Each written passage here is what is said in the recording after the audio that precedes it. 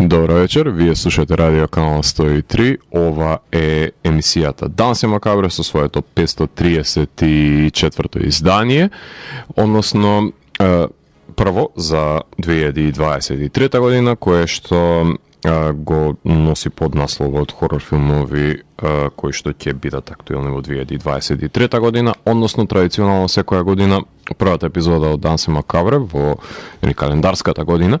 е наменета за најава на хорор филмовите, за кои надолго и на широко ќе се говори во рамките на емисијата во текот на годината, па затоа и правам емисија која што е своевиден сублимат на сите наслови кои маркетиншки нели се најекспонирани, барем во овој период на годината, со надеж дека во некој од нив се крие и хоророт на годината, кој ќе биде изгласан традиционално па на последната календарска емисија на Данси Макабре. Ќе ви предложам над 80 хорор филмови кои ќе бидат создадени од големи и од мали студија, кои ќе завршат дел во киносалите, во светот и кај нас, а дел на стриминг платформите, посебно на тие кои што се специализирани за одржување на хорор културата, односно најчесто Shudder и Screambox, но сите ќе бидат амбасадори кои се составен дел од промовирањето на хорор културата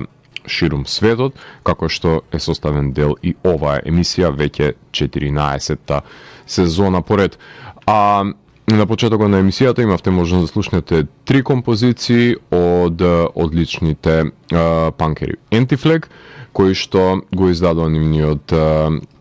нов студиски албум, менуван како Lies They Tell Our Children. Од него имавме можност да ја слушнеме Sold Everything, Laugh, Cry, Smile, Die и The Fight of Our Lives, односно во новото албумско остварување кое што е 13-ти албум поред за овај одличен бенд од Питсбург од Пенсилванија. Има голем број на гостувања на самиот албум, именно во The Fight of Our Lives можете да ги слушнете и од Rise Against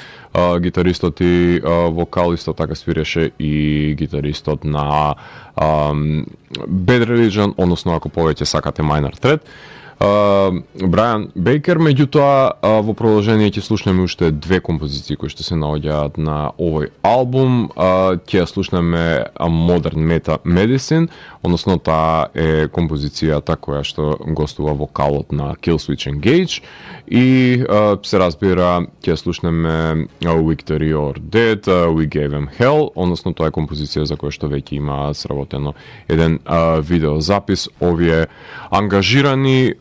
панкери кои што со децении веќе се борат против сите можни империи, сите можни влади, едноставно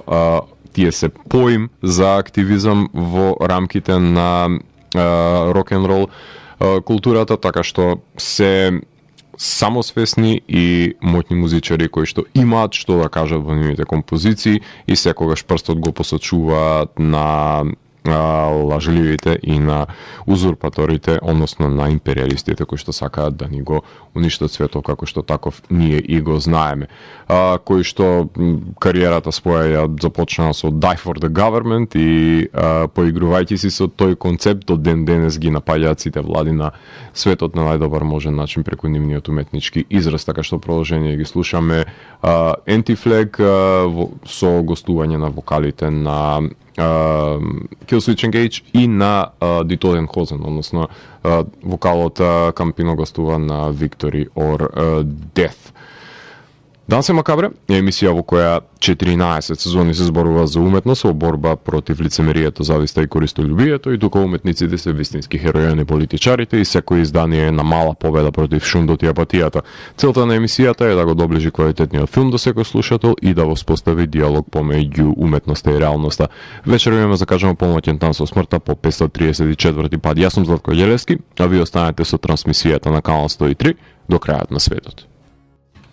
Вие слушате Радио Канал 103, ова е емисијата Дансе Макабре со своето 534-то издание, посветено на хорор филмовите, за кои што ќе ви говорам надолго и на широко во рамките на оваа сезона и наредната на Дансе Макабре, односно хорор филмови кои што ќе се појават од 2023 година, традиционално првата епизода од календарската година. Издвојуваме оваа година 80 на хорор филмови кои што се надевам дека некој од нив ќе задржи вашето внимание. Барем убеден сум во тоа дека неколку наслови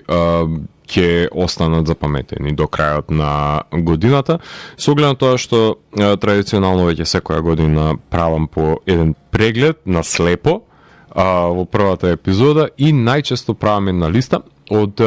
насловите кои што сметам дека имаат некаков си потенцијал да се најдат и на крајот на годината, така што многу мал број завршуваат на листата на најдобри 10 хорор филмови на годината според Дансе Макабре, со оглед на тоа што на крајот на годината секогаш се појавуваат некои наслови кои што и на крај на памет не би им биле дека може да дотуркаат до таму, меѓутоа содржат некакви си оригинални чинители кои што го збогатуваат жанровскиот израз кој што го имаат режисерите, без разлика тоа дали им се први или па ќе им бидат последни филмови кои што ги снимиле. Меѓутоа интересно е да се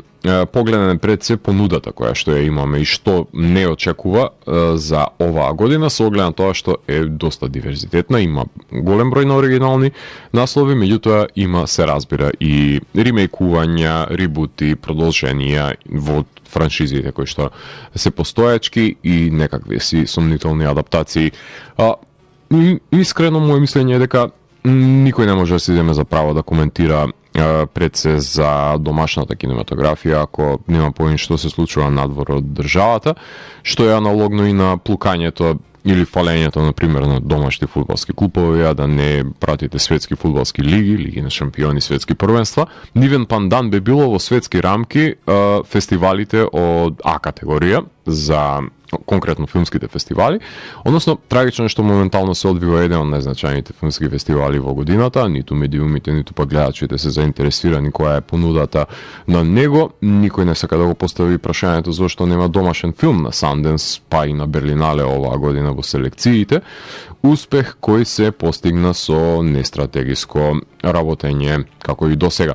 Кога гостуваше Атанас Георгиев во емисијата, говореше за неговиот проект од Индија, Against the Tide, кој што го монтира заедно со Благојан Мелковски. Музиката е на Игор Василевски Новоградска, меѓутоа тој филм си има индиски режисер и тие се пред се техничката екипа кои што работеа на проектот кој е избран оваа година за Sundance, така што ова се единствените македонци, барем јас колку што знам, кои проект на кој што имаат работено се наоѓа на Sundance, меѓутоа Дансе Макабре будно ги следи светските текови во рамките на жанровскиот филм, па затоа и морам да напоменам филмовите кои што се селектирани на Sundance по Midnight селекцијата за оваа година, која што е посебна селекција наменета исклучиво за хорор филмови на фестивалот од Аранг. Изборот на кој што е сведен на 8 филмови се состои од Birth Rebirth на Лора Мос,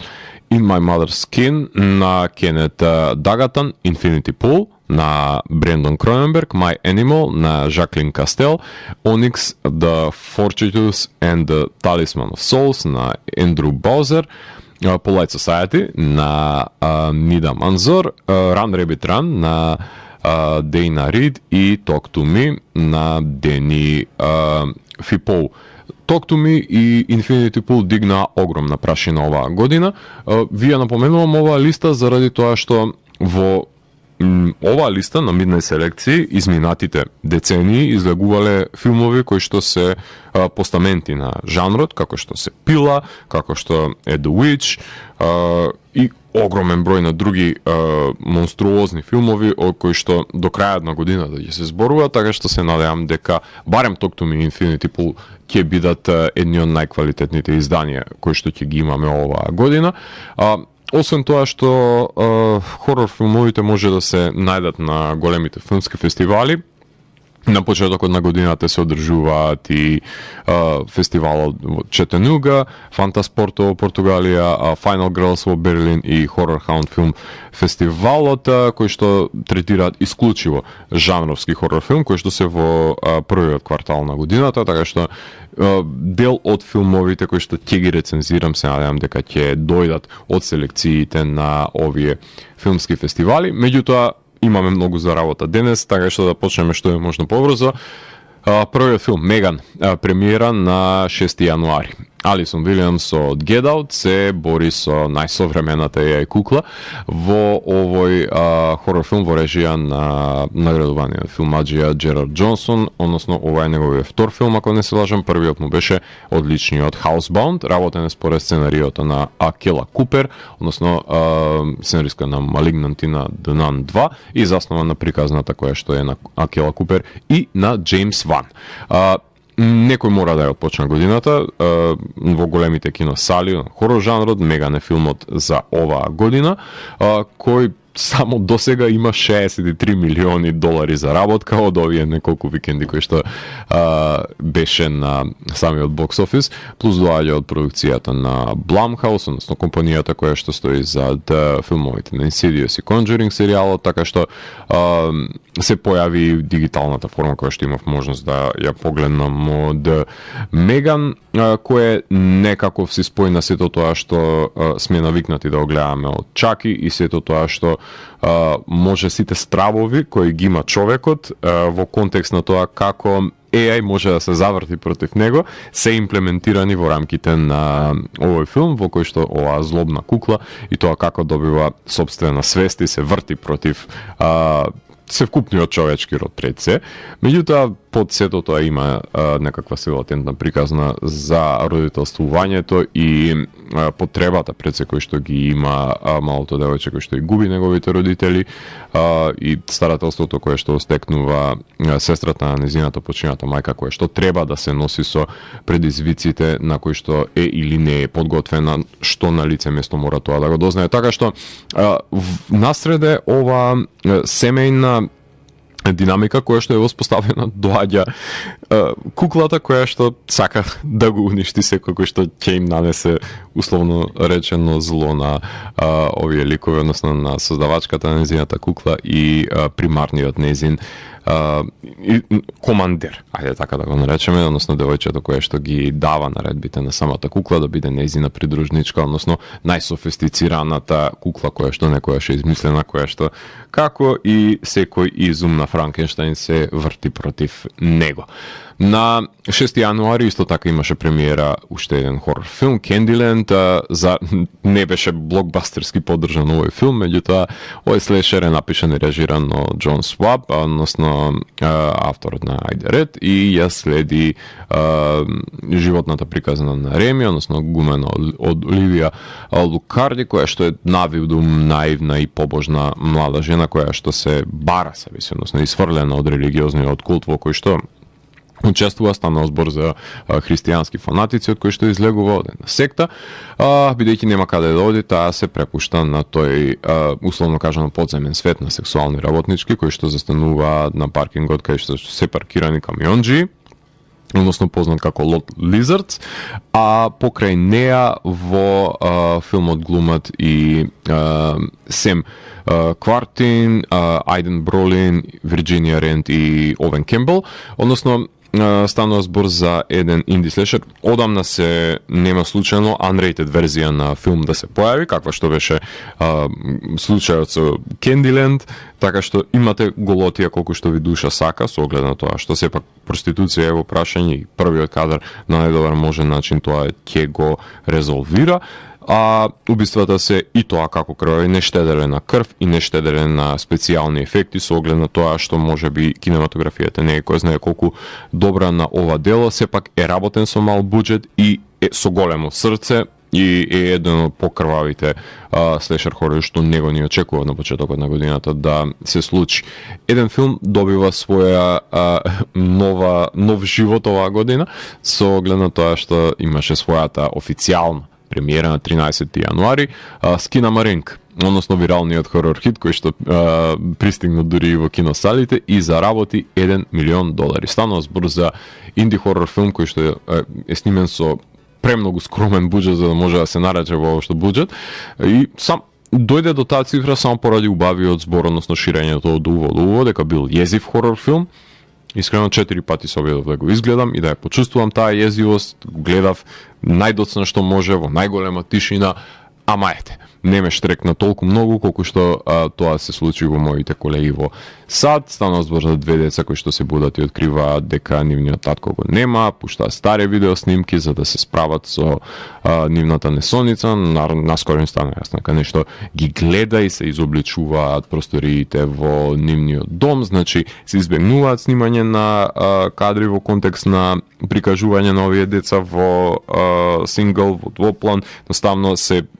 агли, со многу нојз снимено, со обид да се аудиовизуелно да се изманипулира гледачот и да се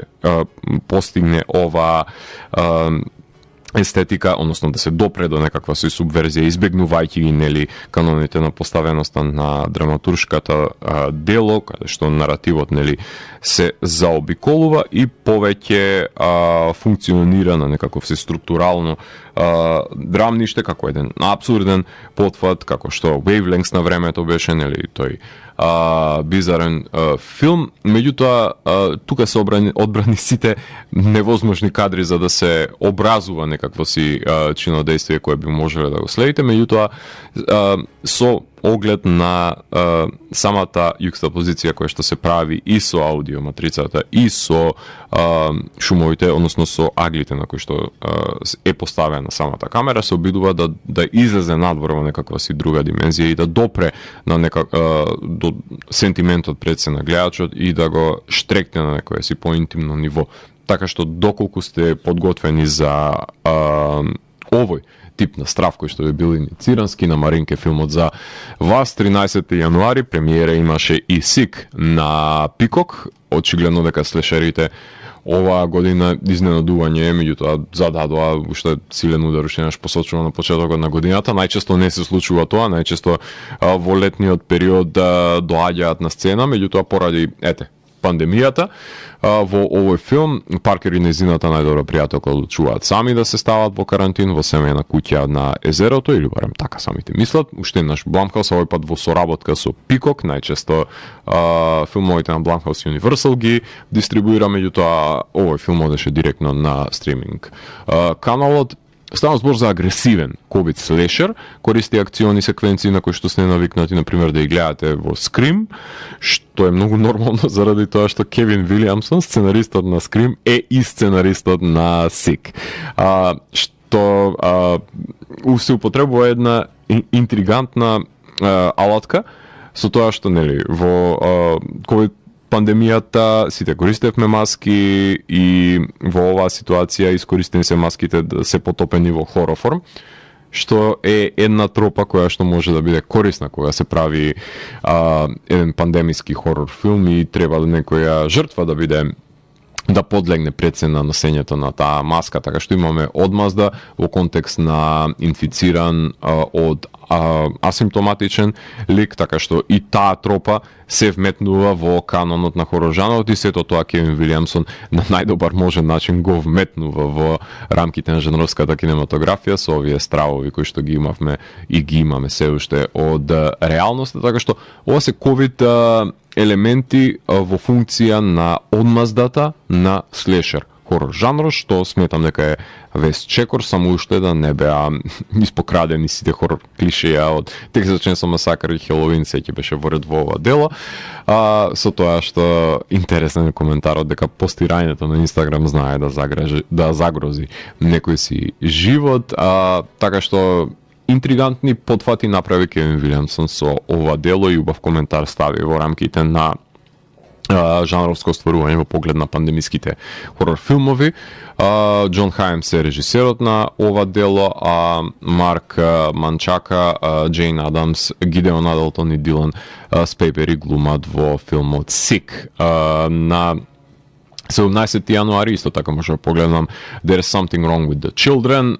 Роксен Бенджамин, режисерката која што имаше свој составен дел од антологиите VHS и Southbound, го режира ова издание на Epix, во кое што пријателите одат на воена викендица, кај што некоја надприродна појава ги остава децата на едното семејство да се однесува прилично чудно, пленејќи ги кон едно окно во една пештера. Во филмот глумат Зек Гилфорд, од кој го знаеме од Parks and Rec од Midnight Mass, потоа Аманда Кру, која знаеме од Silicon Valley, Алиша Вајнрайт глумат, Карло Сантос, Бриела Гуиза и Дейвид Метал. Го изгледав, ама ќе го добиете токму тоа што ви го опишав. Единствен бенефит имате тоа што ќе слушнате Sisters of Mercy на почетокот на филмот. Имате родители кои што обвинуваат пријатели кои немаат деца дека се неодговорни, така што во овој филм децата си беа злобни, падна многу малку крв за мој вкус и малку забава имаше и се заборава, искрено да бидам, по едно гледање, и сметам дека Роксен е способна за многу повеќе од ова излитена тропа на обседнати и злобни деца кои што се ставени во контекст на тежината на родителствувањето, меѓутоа ништо повеќе од ова снимање на една локација со грс ликови кои што не може да ескалира на многу повеќе места. Ако веќе бараме пандемиски услови за снимање на хорор филм, искрено бидам Сик многу повеќе ми се допадна отколку There's Something Wrong with the Children, баш поради тоа што имаше некакви си смели потфати Вилијамсон во реализирање, односно во решавање на одредени проблематики во рамките на самиот филм, отколку ова што беше играње на многу безбедно, односно играње на веќе установени стапалки кои што се изолени во снегот. А додека сме кај снегот, Snowfalls премиера исто така имаше на 17. јануари и овој филм имав можност да го гледам. 5 пријатели заглавуваат во оддалечена кабина односно во оддалечена колиба без струја за време на една снежна бура. Еден по еден секој го губи својот разум кога почнуваат да се плашат од нешто што ги демне во снегот, односно од самиот снег пред се. Во главната улога го имаме Джонатан Бенет. Филмот стана достапен на Shudder, ликовите се водени од неколку халуцинации. Не би знаел колку ќе ви биде грижа за самите ликови до крајот на филмот, со оглед на тоа што не дека има некакво си подлабинско истражување на нивните паранојфобии и заемни односи кои што се недоволно според мене разработени за да создаде некаква си дополнителна возбуда за нив. Меѓутоа идејата е интригантна заради тоа што се отвора огромно поле за манипулирање со халуцинациите кои што би ги имале, и тука може да загризе филмот, меѓутоа не го прави, тоа останува на тоа инди рамниште на кое што е зацртан. Најавен беше дека ќе се појави Death Note, индонезискиот хорор филм на истиот датум на 17. јануари, се уште немав можност него да го погледнам, меѓутоа исто така истиот датум се појави и Sorry About the Demon. Него можев да го гледам, тоа е хорор комедија за дечко кој што го напушта неговата девојка, кој па изнајмува куќа во која што го демне демон. Семејството кое што му ја дава да ја изнајми, свесни се, и тоа како свесни се дека постои демон во рамките на оваа куќа, меѓутоа има едно интересно поигрување на рамниште на хорор комедија, на Evil Dead 2 принципот, значи поигрување во контекст на тоа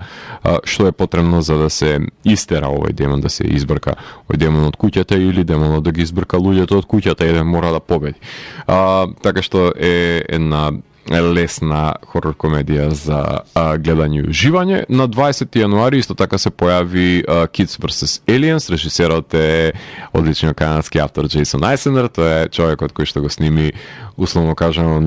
еден од најдобрите божични хорор филмови Revenge, потоа негов е хубавита Shotgun, имаше сегмент од VHS 2 и Dark Side of the Ring ја снимаше за Vice TV. Се враќа на сцената со еден научно фантастичен хорор филм во кој што браќа и сестри составени сами на себе за време на Хелоуин, односно на викенд, односно на ноќ на вештерките, се извинувам, една пред се во една тинеџерска забава која што организираат во куќата, која се претвора во ужас кога ќе нападнат во земјани, принудувајќи ги децата да се здружат за да ја за да ја преживеат ноќта ми наликува на Attack the Block, меѓутоа ќе видиме што реализирал пред се Джейсон игра во киносалите моментално. На 20 јануари исто така има премиера и Alone at Night, кој што е пандемиски слешер на друштво кое што е собрано во колиба во шумата, во кој што глумат Памела Андерсон, Луис Гузман и Парис Хилтон. На 27 јануари својата премиера ја има и Infinity Pool, односно филм во кој што Джеймс и Еми се млади, богати и заљубен пар кој што одат на летување, односно на нивен одмор. Нивното одморалиште е одморалиште пред се за богаташи, кој што може да се повари нели со обиколки на остров, со блескави плажи, но надвор од портите на хотелот ги чека нешто многу поопасно и позаводливо. Односно нешто што ги плени на крајот, односно на работ на рајот. Во филмот глумат Александар Скарскат и Мија Гот, кои што може да ги забележите во интригантни позиции за промотивниот материјал кој што се појави во контекст на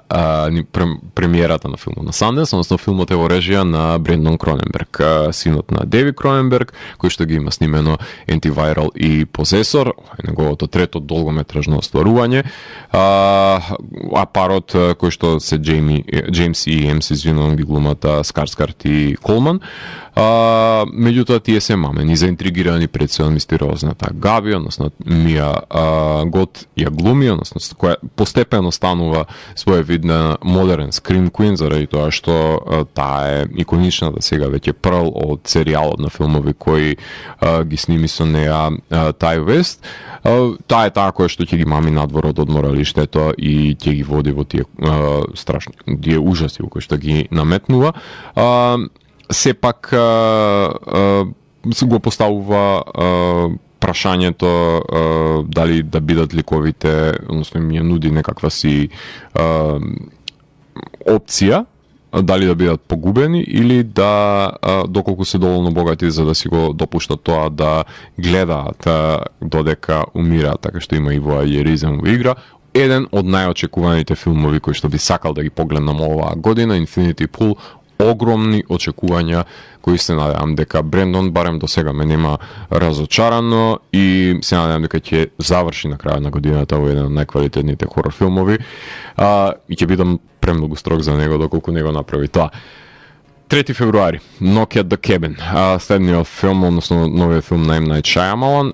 станува збор адаптација на еден од најзначајните модерни хорор писатели, Пол Трембли. Knock at the Cabin е филм во кој што се на семејство е држано како се држани членовите на семејството како заложници и принудено да направи невозможен избор за да избегне апокалипсата. R-rated има овој филм на Shyamalan, односно станува збор за семејство кое оди на одмор и е ставено пред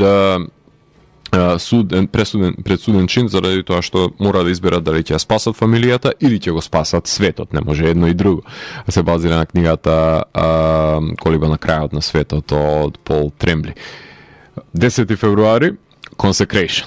Калуѓерки облеани со крв имаме на плакатот за овој филм, односно калуѓерка која што ја глуми Джена Малоун од Neon Demon. Режисерот на Triangle, Black Death, The Banishing, односно еден од најзначајните британски хорор режисери Кристофер Смит, сценарио кој што го напиша заедно со Лори Кук, односно продуцентка на Barbarian,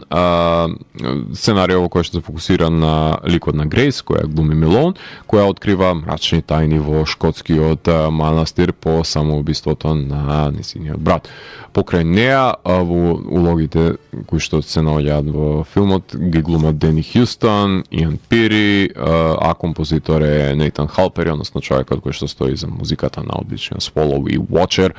Во кино ќе игра, како што ви напоменав, 10 февруари во киното на IFC, меѓутоа ќе заврши на Shudder, така што може да го гледаме и што е можно побрзо. 15 февруари, Winnie the Pooh, Blood and Honey. Да, добро слушнавте.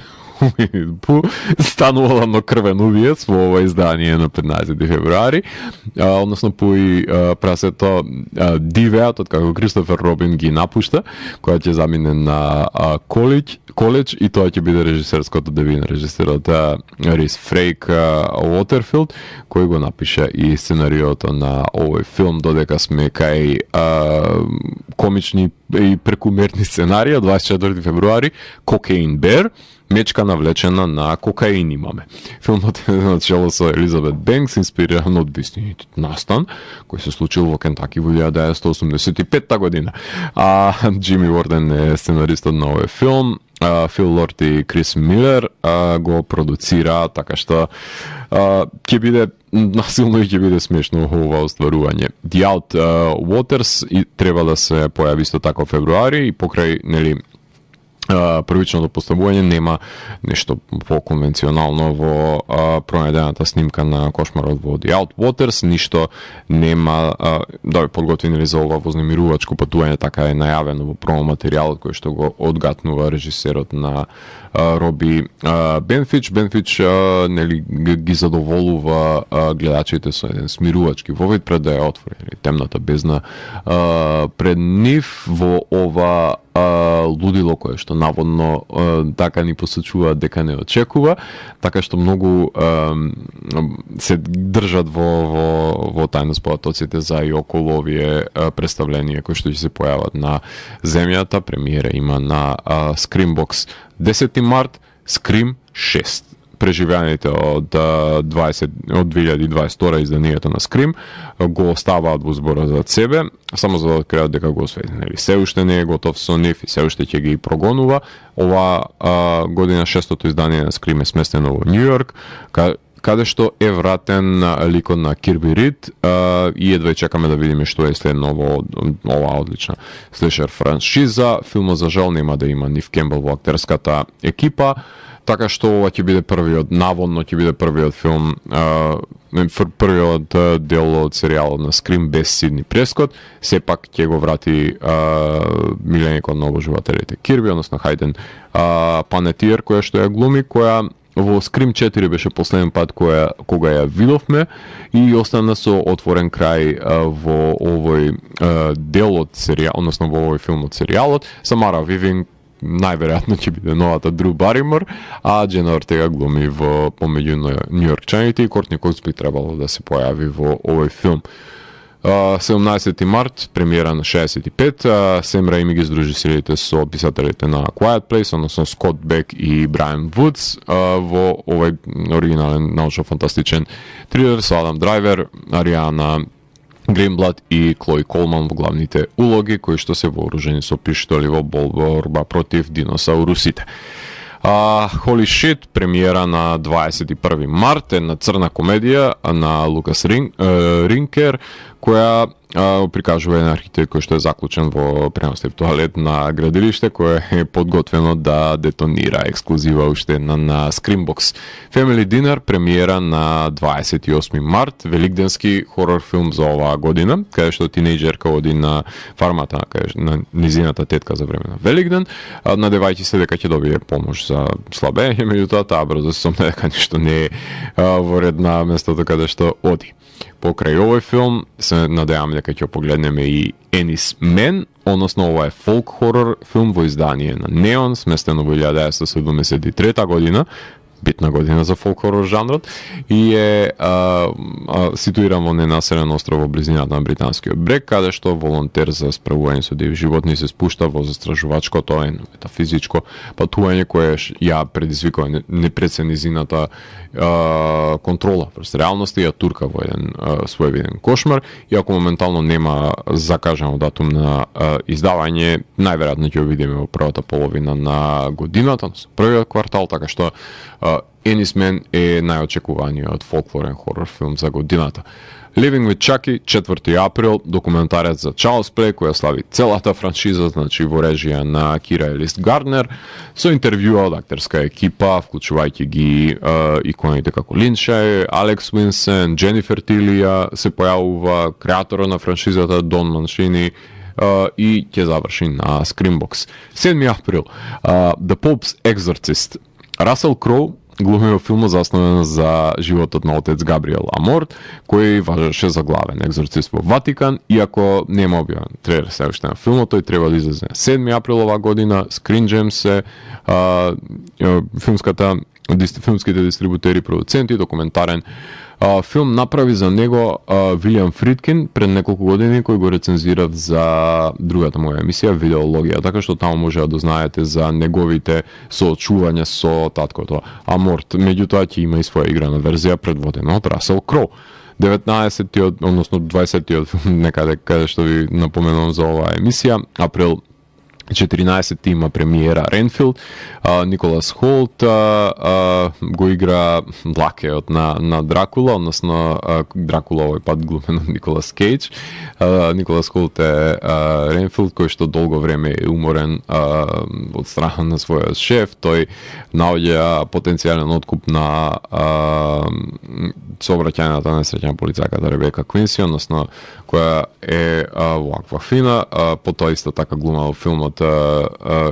односно филмот ќе биде режисиран од страна на Крис Макеј од The Tomorrow War, една хорор комедија која што е ситуирана во модерен сетинг, така што Николас Кейдж ќе го видиме во нескротена верзија во овој филм за помошникот на Дракула Ренфилд. The Black Demon, 21 април, Пол Стурджес, кој што глуми, кој што го носи своето семејство во Баја Негра. Тој несвесно го буди црниот демон, една огромна црна ајкула која што сака да ја заштити природата од човечките закани, значи анималистички хорор филм, и времето е од суштинско значење во оваа наезда на ајкулата убиец, така што ќе имаме оваа година неколку ајкули кои што ќе нападнат, ветување. 21 април, Evil Dead Rise. Бето да ја посета незината постара сестра Ели, која што сама одгледува 3 деца во мал стан во Лос Анџелес. Повторното обединување на сестрите нели прекинато со откривањето на таа мистериозна книга длабоко во утробата на зградата која што се наоѓа кај Ели, предизвикувајќи демони кои обседнуваат тела, нели, ја турка бед во битка за опстанокот, додека таа се соочува со најкошмарната, нели, верзија на мајчинството што може да се замисли. Во режија е на Ли Кронин, 5-тиот дел од франшизата, првично се сматаше кога ќе заврши на стриминг платформите, зборуваме за франшизата Evil Dead, но сега ќе оди и во киносалите. Ова е авторот на Ли Кронин, режисерот на Hole in the Ground, кој што имаше пред некоја година. Односно, излезе надвор од концептот на колиба во шумата и овој пат ќе биде повеќе поблизок до рек, односно шпанскиот хорор филм, заради тоа што е ликови кои што се заглавени во еден комплекс на станови, односно во една зграда. Warner Bros го дистрибуира од киносали, ќе заврши на HBO 16 јуни. The Beckoning, режија е на Tim Story, односно авторот на Ride Along, Thing Like a Man и Barbershop, и ко-сценарист на Трейси Оливер, односно на Dead Girls и Harlem, и Дуейн Перкинс на The Amber Griffin Show и Brooklyn Nine-Nine. The Blackening го поставува прашањето за жанровските тропи. Ако целата екипа на хорор филм е составена од афроамериканци, кој ќе умре прв? Хорор комедија која што ќе биде прикажана за и околу Unity, односно тоа е, нели, Джунти, како и да беше празникот кој што е еден од позначајните во американската култура. И секако да не го заборавиме Insidious 5, Insidious Fear the Dark, 7 јули. Патрик Вилсон се враќа во франшизата, не само да глуми, туку и ќе режира, ќе го режира овој дел. Во 5-тиот филм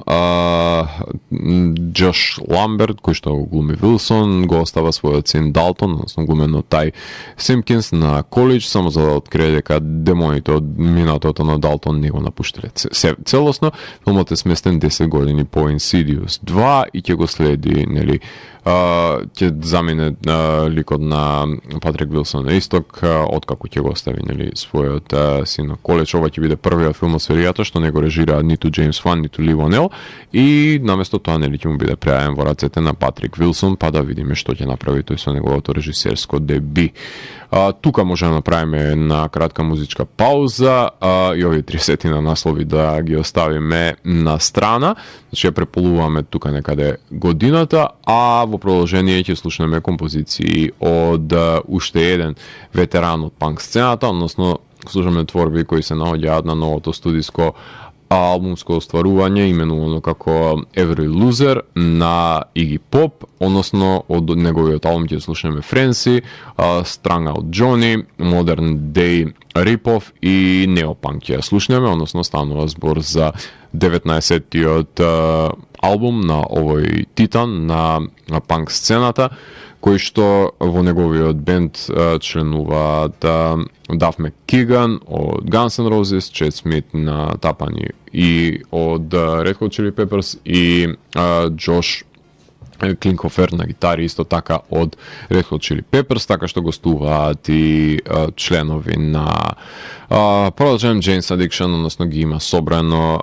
сите интересни појави кои што се случуваат од 90-тите, односно двигатели на музиката на 90-тите и ги поп, па и звукот кој што го има на овој албум е некаков си амалгам на сето тоа кој што го поседуваат тие и го вметнуваат и амалгамираат со сето тоа што Иги го има доживеано, така што едно моќно албумско остварување на почетокот на годината имаме од страна на Иги, албум кој што доаѓа по Фрио 2019 година, така што уживајте во овој панк ветеран кој што имавме можност да го погледнеме пред многу години дури и во Скопје, и потоа се враќам во етер да ви говорам за преостанатите 50 на хорор филмови за 2023 година. Уживајте. Вие слушате Радио Канал 103, ова е емисијата Дансе Макабре, 534-то издание, кое што го посветив на хорор филмовите кои ќе бидат актуелни во 2023 година, односно најава за сето тоа што не очекува во рамките на хорор културата во цел свет, именно со прегледот на филмови доаѓаме до летните хитчиња. Едно од нив ќе биде и Meg 2, The Trench, односно Джейсон Стейтъм ќе се врати како Джонас Тейлор во представењето, нели, продолжение на акциониот хорор, анималистички хорор филм The Meg на режисерот овој пат Бен Уитли го најмиле, односно тоа е режисерот на Kill List, Sightseers, A Phil in England, High Rise, Rebecca и In the Earth. Што овај ќе придонесе за продолжението на филмот од 2018 година, не би знаеле, меѓутоа ете ќе се истражува Маријанско крајбрежје, каде што ќе се најде на нова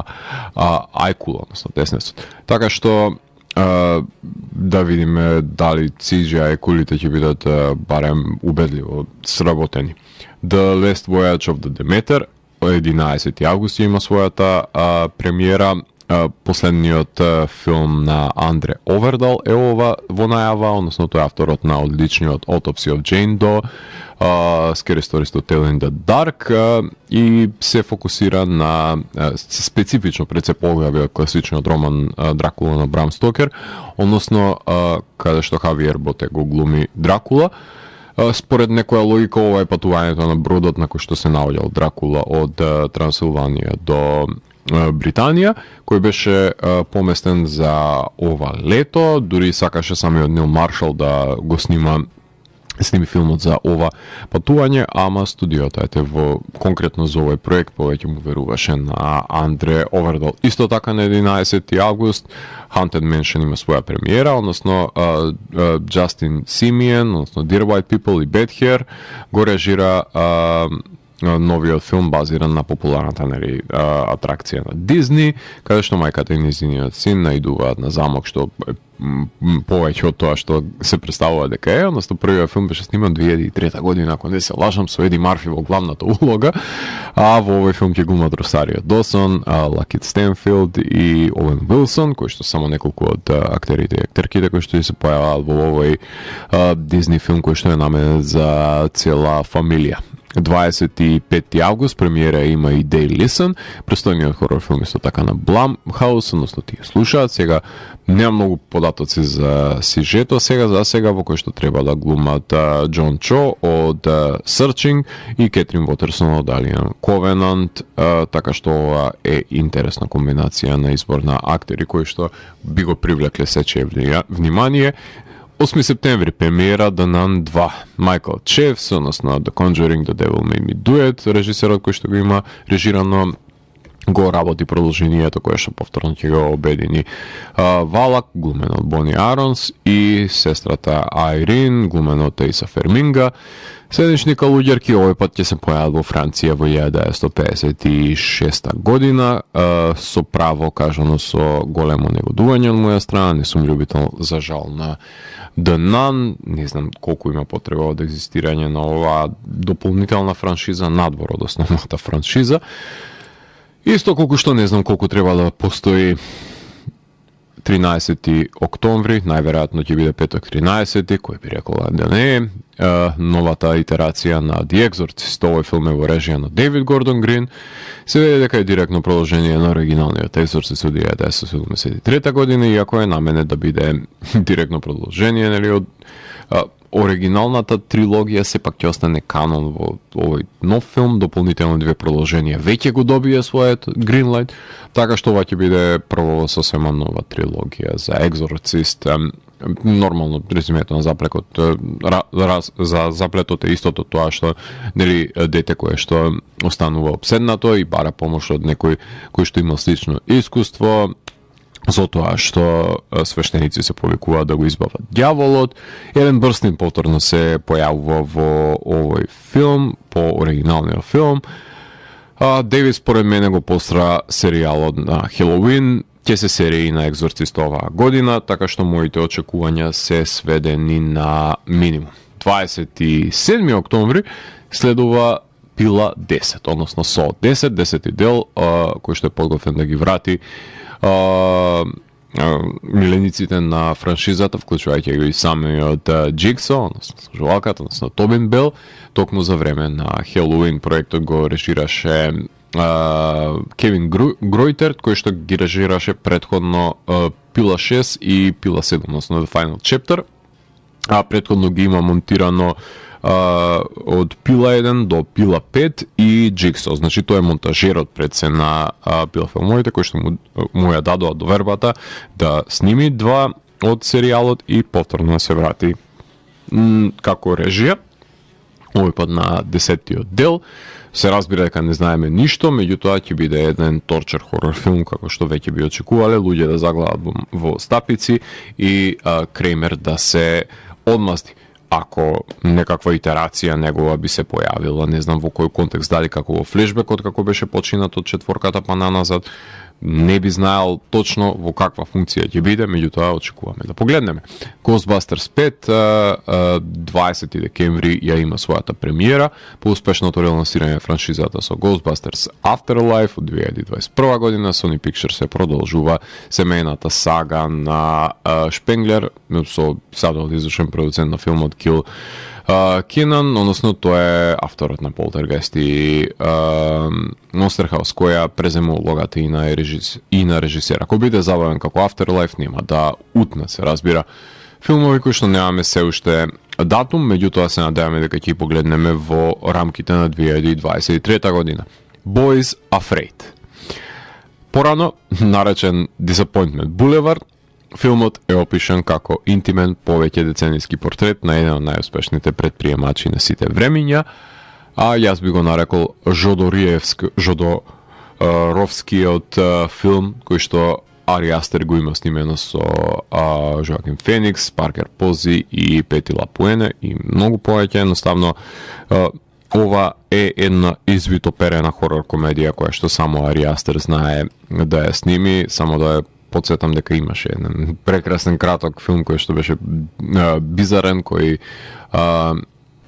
е една појдена точка за начинот да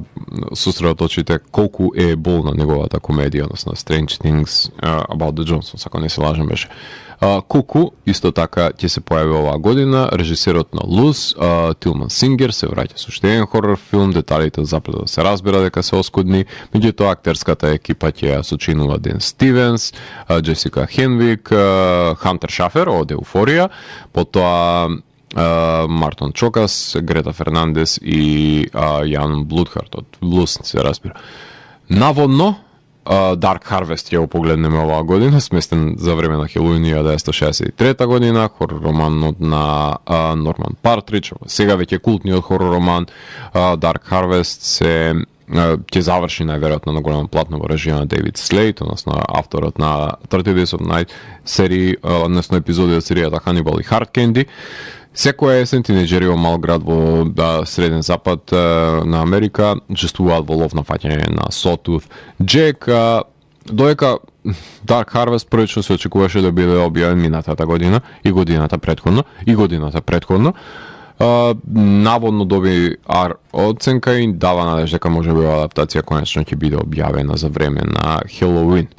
Исто така оваа година треба да се појави Максин со 3X, третиот дел од трилогијата, слешер трилогијата на Ty West, која што започна со X, продолжи со Pearl и ја следи Максин, односно Мија Гот, по настаните од X, како единствената преживеана која го продолжува своето патување кон славата, од снимањето на порнофилм завршува во да стане славна актерка во Лос Анџелес токму во 80-тите, односно деценијата на декаденцијата. Дури се слуша музиката од 80-тите, само што го погледнете логото на овој филм, така што големи очекувања имаме и од него. Салем Слот, Джеймс Ван го продуцира новиот потвод за вампирската приказна Стивен Кинг, за Warner Brothers, New Line, Гери Доберман, односно авторот на It, Nun, Annabelle Comes Home, ќе го напише и режира филмот. Автор кој што се враќа во својот роден град, само за да се најде пред себе си под влијание на еден крвожеден вампир во својата населба, по повеќе кратни одолжувања, поместување за датумот на објавување, најверојатно конечно ќе го видиме оваа година овој филм. Shelby Oaks, деби на издание, односно деби филмско издание на квази критичарот јутјубер Крис Стакман, кој што инволвира паранормално истражување кое што датира од детството и ќе вклучува пронајдени елементи на каква си видео снимка. Ќе глумат Камил Силвиан, Брендон Сакстон трети, Майкл Бич, Кит Дейвид од The Thing ќе се појави во него, Сара Дърн, Емили Бенет, едноставно не одам нештото ажурирање на Kickstarter сугерираше дека најверојатно можеме да очекуваме и дури есента оваа година. Time Cut.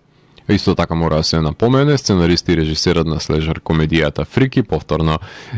се обединуваат за еден хорор филм со coming of age елементи, во кој што Кристофер Лендон е продуцент, а Майкл Кенеди го пишува сценаријата заедно со Соно Пател од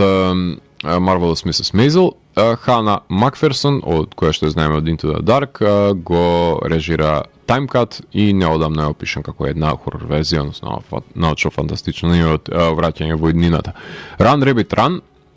е хорор филм каде што Сара Снук од Succession глуми во овој австралијански хорор филм за лекар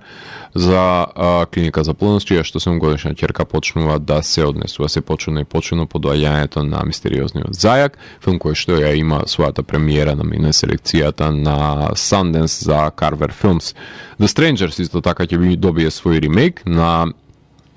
филмот од 2008 година, The Strangers или пар кој што ќе мора да застане, нели, ќе оди во Airbnb додека е на пат, ќе мора пристојува таму и ќе преживеа напад на тројца маскирани напаѓачи. Од Ривердейл, Медлейн Печ го предводи овој филм. Се надеваме дека ќе биде бизарен како што беше и оригиналниот и дека нема да има некако си дополнително објаснување на нихилистичките заложници кои што ги држат. The Deliverance, Андра Дей, Моник Омарепс, Келеб Маклафлин од Stranger Things и Глен Клоуз глумат во овој филм на Netflix во режија на Ли Даниелс, заснован на реална приказна која што прогонува. Филмот следи мајка од Гери Индијана, чии деца изгледа како да се обседнати. Значи ќе биде издаден за Netflix. All Fun and Games, Аса Бателфилд глуми заедно со Наталија Дајер во овој филм кој што ги следи браќа и сестри кои што се наоѓаат во една чудна демонска игра наменет за Netflix, односно зборуваме за Аса Бателфилд од Sexual Education и Наталија Дајер од Stranger Things кој што го предводат овој филм, односно за суровост пред се која што е својствена за одредени детски игри, пред се соработници кои што работеле и на Avengers Endgame, кои што исто така нели го имаат напишано филмот, Ерен Челебоглу и Ари Коста. Коста беше асистент на браќата Русо, а сега е еден од извршените продуценти од Марвел. Дополнителните улоги ги имаат и Кит Дейвид од The Thing, Анабет Гиш глуми од Midnight Mass, така што Колтон Стюарт од Lock and Key се појавува, така што има неколку интересни актери кои што се наоѓаат во All Fun and Games, очигледно нема да биде толку забавно. Барем игрите кои што ги има, некој ќе заврши за смрт. The Parenting, Еди Фалко, Брайан Кокс, Паркер Пози се неколку од актерите и актерките кои што глумат во хорор комедијата за Геј Парк, кој е домаќин на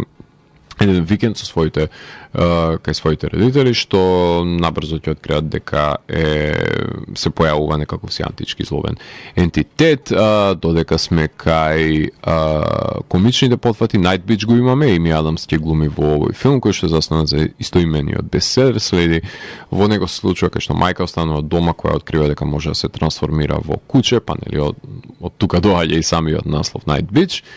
И додека сме кај тема поигрување со култни филмови, Apartment 7A, пуристите, нели, секако дека со резерва ќе прифатат дека треба да се доближи човек до Розмариното бебе, но ете, сценаристот и режисер Натали Ерика Джеймс, која што работеше на Релик, е начело на овој филм, во кој што ќе глуми Джулија Гарднер, Дайан Уест, Марли Сиу, Тана and Apocalypse, Джим Стърджес од Cloud Atlas и наводно ќе се работи за млада тинејџерка која што изнајмува соба од постар пар. Новододената Еми Лисон ќе глуми младата Розмари Уидоус во овој филм кој што е датиран за 50-тите да се одвива действието. Джеймс го напиша сценаријата со Кристијан Вај, кој што заедно работеа на Релик, така што да се надеваме дека нема да се потврли со ова допирање до постаментот кој што го има оставено зад себе Розмарис Беби, култниот филм на Полански, ќе биде работен за Paramount. Така што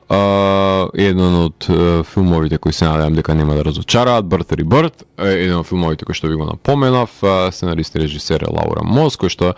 веќе на фестивалските кружоци е позната по Friday. Во овој пат имаме на Coming of Age приказна, односно приказна полнолетство, сместена во позадина на екзекуцијата кој што беше Friday на Тед Банди од 1989. Меѓутоа сега напиша свое деби остварување која што беше премиера на Sundance, која што ја напиша заедно со Брендан Джей О'Брајан кој што работеа на Friday. Меѓутоа во Birth Rebirth го следи патологот кој што ја реанимира 6-годишната ќерка на медицинска сестра, само за двајцата да откријат дека треба да соберат биолошки материјали од бремени жени за да го одржат девојчето во живот. Покрај нив глуми и Брида Вул и Джуди Рейс заедно со Марин Айлард, односно Umbrella Academy. Така што Shudder го грабна овој филм, односно ги откупи правата за прикажување од Sundance оваа година. The Boogeyman ќе биде исто така режирана страна на авторот кој што ја направи Skype сензацијата, именувано како хост, односно Роб Севич. Тој ќе адаптира култното дело на Стивен Кинг од кој следи морално несигурниот татко кој што се плаши нели дека неговите деца ќе бидат убиени од страна на The Boogeyman. Сценаријата го напиша Скот Бек од Quiet Place и Марк Хеймон од Black Swan. Софи Тачер, Вивиан Лайра Блир и Крис Месина се појавуваат како актери, а продуцент е Шон Леви од Stranger Things, така што ќе биде прикажан овој филм на Hulu. Open House, во овој филм Раул Кастилјо има неколку интересни ликови кои што претходно ги има глумено како Looking и во Вида, но тој има и своја темна страна, знае да се потврди, да се внесе во жанровските филмови. Во Open House тоа е престојниот филм на Девид Шарбоние и Джастин Пауел од Джин, кој што го следи агентот кој мора да преживее ноќ на кога незиниот отворен дом ќе се појави еден клиент кој што е надвор од својот мозок. Односно, ова станува збор за некаква некакво поигрување со слешер под жанрот, иако веќе се игра со метафорични, односно со надприродни агенции во The Gin, вторите. Perpetrator, феминистички уметнички хорор филм, кој како што може да очекувате од Дженифер Ридер, како што јас лично очекувам од неа, како и нејзиниот прв хорор филм Knives and Skin, извршител, односно Perpetrator, изгледа како да се занимава како си бизарно фетишизирање на исчезнатите и убиени тинејџерки. Во филмот Кија Мекирнан од ќе глуми несовесна тинејџерка која што испратена да живее со својата тетка, глумена од Алиша Силверстоун, која што се одмаздува на лицето одговорно за исчезнувањето на неколку девојчиња и во нејзиното ново училиште, така што овој филм има своја прикажување дебитанско на Берлинале, така што све што ќе сними Дженифер Ридер треба да се погледне. А исто како што треба да се погледне Poor Things, односно новиот филм на Јоргос Лантимос, откако ќе се обиде да избега од својот населен сопруг, на сопругата ќе би биде заменет мозокот со нејзиниот мозок со мозокот на нејзиното неродено дете. Во филмот Лантимос повторно глуми со неговата омилена актерка Ема Стоун, која што ќе игра инфантилната протагонистка. Вилјам Дефо го игра нејзиниот татко, кој што ќе спроведува пред се трансплантацијата на мозок. Секако тука се појавуваат и Марк Рафало, Реми Јосеф, Джерод Кармајкл, Кристофер Абот, Маргарет Куели, така што не едноставно нема да биде единствените чести соработници како што има Стоун во овој филм, тука и косценаристот Тони Макнамара, исто така кој што се базира на романот, односно напиша сценарија кој што е базира на романот на Алистер Сезвинон Греј, а кинематографер ќе биде одличниот Роби Рајан. Swallowed е, ако не се лажам, четвртиот филм на авторот на геј хорор филмови Картер Смит, односно тој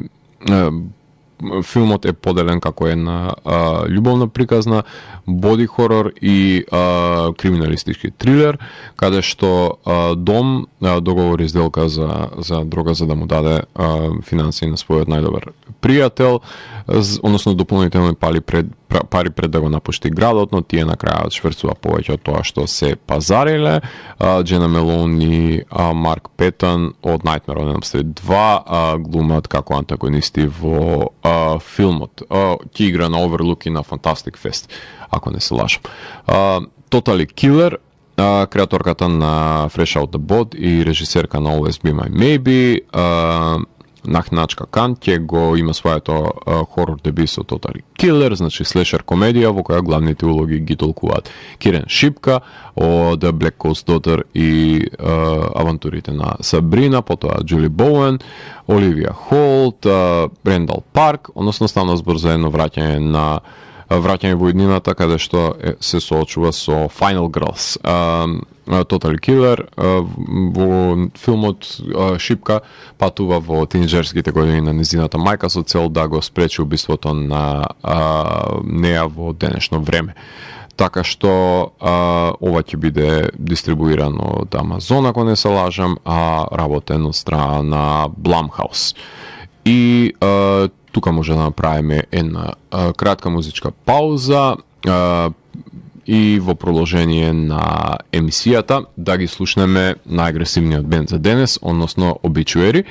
Ќе ги слушнеме со неколку композиции кои што се наоѓаат на нивното последно сега за сега, ако не се лажам, 11-то студиско издание, именувано како Dying of Everything, кое што го издадува по нивниот албум од 2017 Obituary, еден од постаментите на death metal сцената од Тампа, Флорида, кој што отвори уште од 1984 со култните своји изданија во раните 90-ти, односно крај на 80-ти Slowly We Rot и Cause of Death,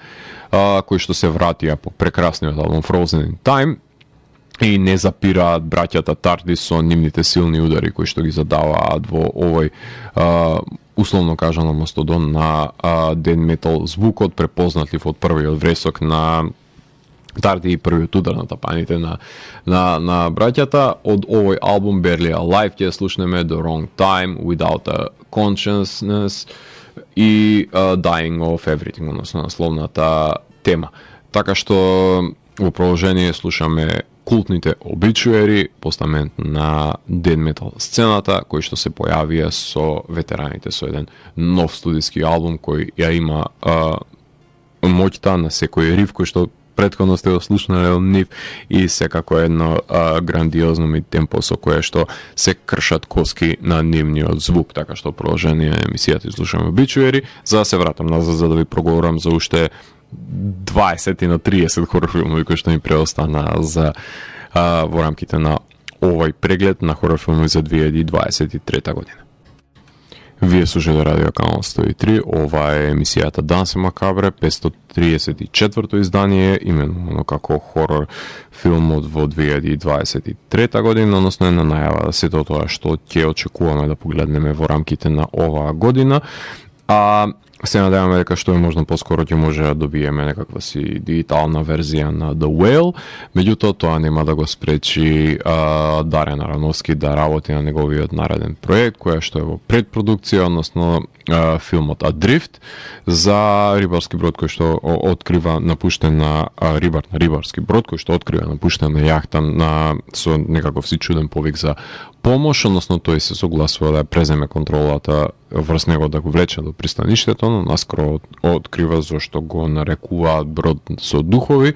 Најавено дека Джеред Лето ќе глуми во овој филм. Додека Аронофски се бори со водените зверови, Феде Алварес ќе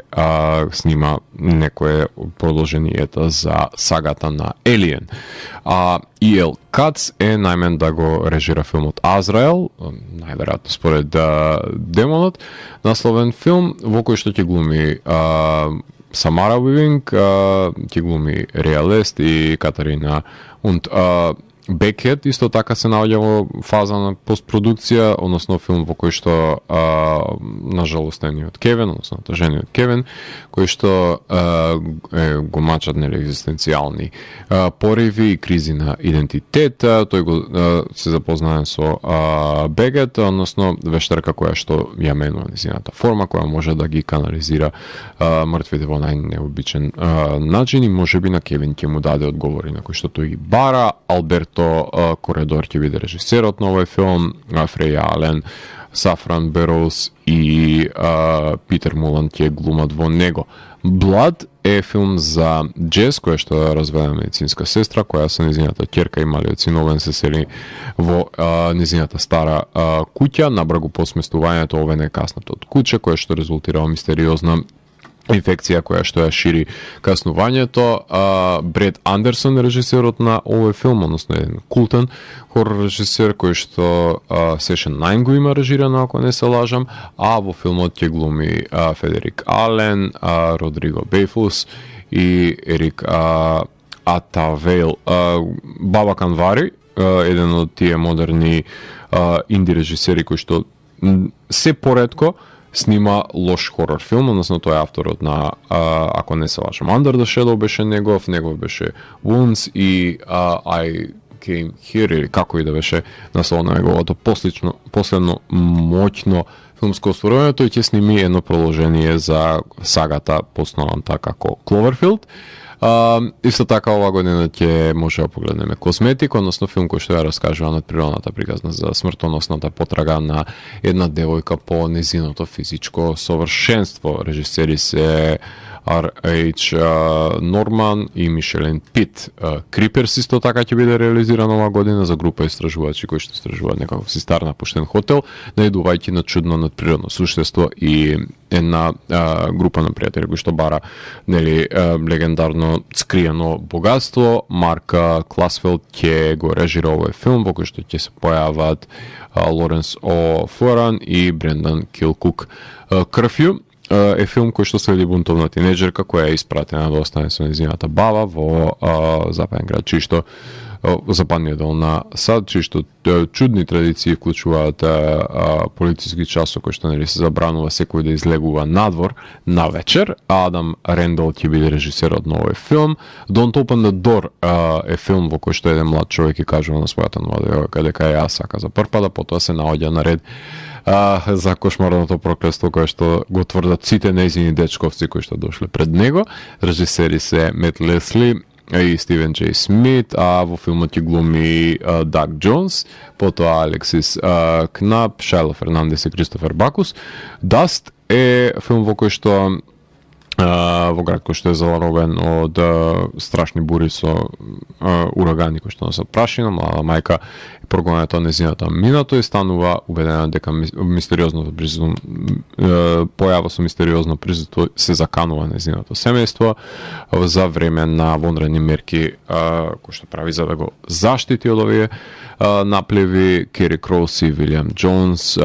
се режисери на овој филм со Сара Полсон, која што се појави во една спорените улоги. Даст Бани е филм за 8-годишна девојче која што бара помош од својот измамен сосед да го убие чудовиштето под незиниот кревет, за кој мисли дека го изел незиното семејство. Брайан Фулер, односно е режисер на овој филм, човекот кој што стои зад хорор серијата Hannibal, а Мац Микелсен ќе биде актерот кој што ќе се најде пред камерата. Очигледно дека им се соработува на овие автори еден со друг. Elevator Game е режисерски потфат на одличната Ребека Мекендри. Стана збор за природен хорор филм базиран на истоимениот онлайн феномен, односно ритуал спроведен во лифт, во кој што играчите се обидуваат да патуваат во друга димензија, притиснувајќи одредена комбинаторика на копчињата, користејќи дел од правилата кои што може да ги најдат на интернет. Во филмот на Ребека ќе глумат Адам Хртик, Меган Бест и Хейзел Уолас. Fear е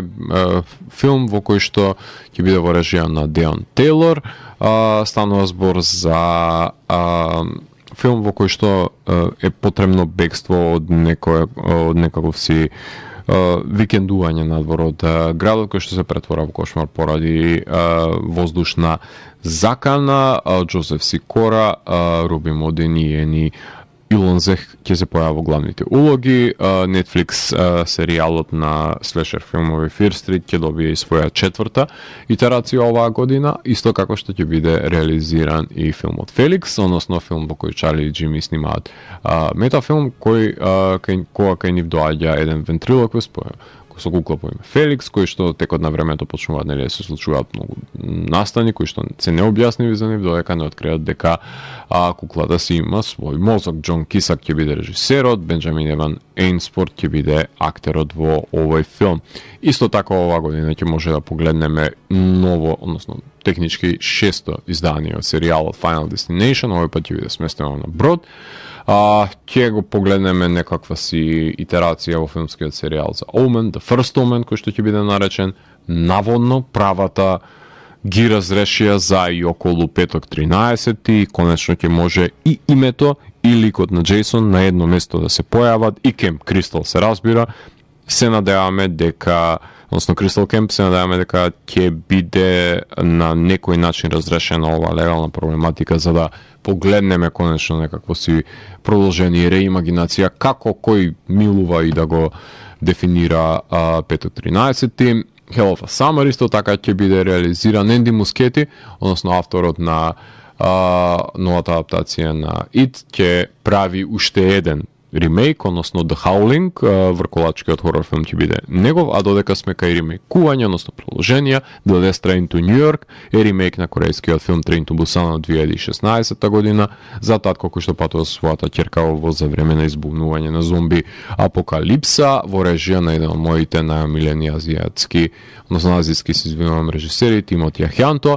Late Night with the Devil, телевизиски пренос по живо од 1977 година, кој што завршува катастрофално, ослободувајќи го злото во дневните соби на самата нација. Камерон Кернс и Колин Кернс се режисери на ова дело. Се разбира, главната улога ќе има водителот на Фангорија наградите, Дейвид Даст Малчијан, ќе се појават и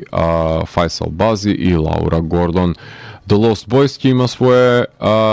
нова реимагинација во режија на Джонатан Енспел, оживување на франшизата 1987 година, каде што има двајца браќа кои што откриваат дека во новиот град во кој што туку се преселиле е окупиран од вампири, Джейдан Мартел, Ноа Юл, Шарлина Моја и Пакстон Синглтон ќе бидат вампирите во овој филм Motherland. Е уште еден хорор филм зад кој што застанува еден великан, Александре Ажа, во соработка со Марк Романек. Стана збор за семејство во кое што со години е прогонето зол дух, нивната безбедност и грижа пред се доведено во прашање, кога едно од децата се прашува дали навистина злото постои. Хали Бери ќе глуми во овој филм на Александре Ажа, францускиот екстремист.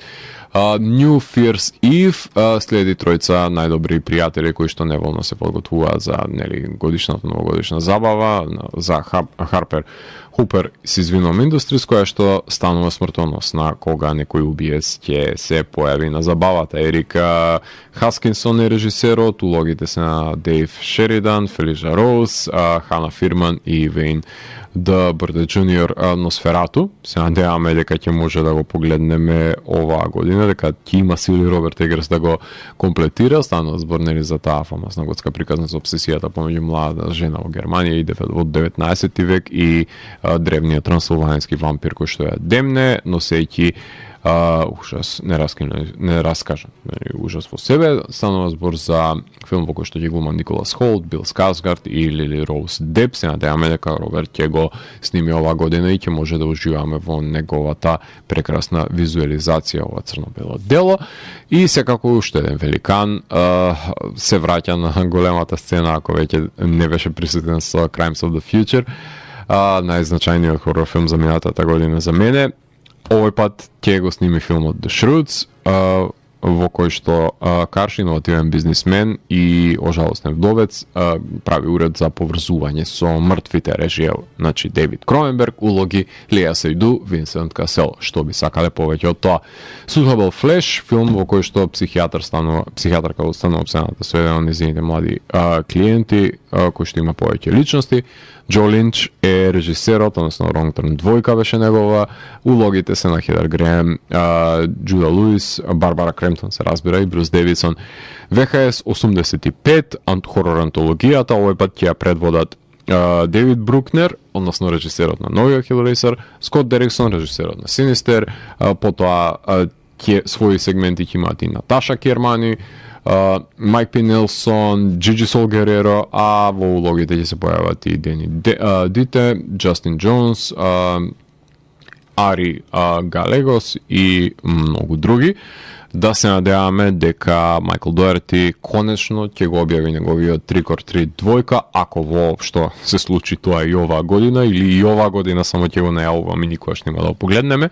И секако Year 2 е еден од филмовите за двајца научници кои што се обидуваат да спречат мутација што ги претвора луѓето во врколаци поради феноменот на претходно погледнатата полна месечина. Стивен Си Милер ќе биде режисерот, Френк Грило, Лу Даймонд Филипс, Джонатан Шешек ќе се појават во улогите, значи враќање на 80-тите и 90-тите на големиот екран имаме.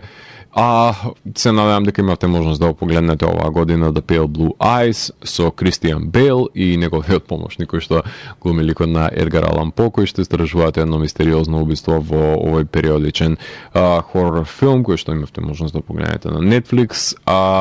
Е еден од филмовите кој што ја започна исто така оваа година, кој што вреди да биде напоменат. Значи направив една кратка листа од сите овие над 80, веќе 90, не знам ни сами од колку наслови ви напомена во текот на емисијата, едно стандардно топ 13 листа, од која што се надевам дека голем дел ќе завршат на топ 10 листата за последната епизода, односно најквалитетните филмови. Најисчекуваните филмови од кои се за мене оваа година се Infinity Pool, Rain Rabbit Run, Evil Dead Rise, Consecration, Pila 10, Poor Things, Perpetrator, Elevator Game, The Last Train to New York, Boys Afraid, Nosferatu, VHS 85 и The Shrewds. За крајот на емисијата имаме време, иако заминавме повеќе од колку што треба, да слушнеме една многу долга композиција, најдолгата која што се наоѓа на последното студиско остварување на полскиот прогресивен рок-н-рол бенд Riverside, кој што го сними своето 8, ако не се лажам, студиско издание, именувано како ID Entity, односно Identity. објавен за Inside Out во јануари. Едноставно ме изненади тоа што овој моќен прогресивен полски рок-н-рол бенд со влијание на heavy metal музиката, односно со дисторзии и поигрувања од најразлични прогресивни елементи и сето тоа комбинирајќи го со моćни рифови, едноставно еден звучен амалгам кој што е препознатлив за нивните технички издржани албуми со прилично нежен вокал на кој што никогаш не сум можел да се навигнам. Меѓутоа, ова е едно од нивните најдобри албумски остварувања, заради тоа што очигледно дека кога ќе се ангажира еден прогресивен рок-н-рол бенд, наместо да биде етеричен, атмосферичен и да допира до ефемерни представи, односно не вонземски пространства, се губи со односот со слушателот и верувам дека помалку линкови од тие нови универзуми кои што ќе бидат создадени од откривање на други постојања и планети се примамливи за голем број на прогресивни музичари. Меѓутоа, кога ќе се напизда еден бенд, односно која ќе се мотивира од тоа што нешто не се одвива на земјата баш како што на човештвото му одговара, го создава овај identity, овај криза на идентитет, која што на најдобар можен начин се надевам дека е олицетворена со композицијата The Place Where I Belong, 13-минутна епска творба на овој албум, која што говори за светот во кој што моментално се наоѓаме, една многу свежа и социокритична перспектива која што искрено да бидам не ја очекував од нив. Ја имав забележано на Shrine of the New Generation Slaves, меѓутоа ја има во моменти кога овие одлични музичари ќе одлучат да дадат еден нивен поглед на сите несоодветности и пред се аномалии на човештвото кое што ги имаме денес. Јас сум Златко Ѓелевски, го затворам 534-тиот гримаран Дансе Макабре и го враќам на полицата кај останатите изданија кои кријат тајните на универзумот. Доареното издание на Дансе Макабре, гледајте хорор филмови и плашете се. Чао, чао.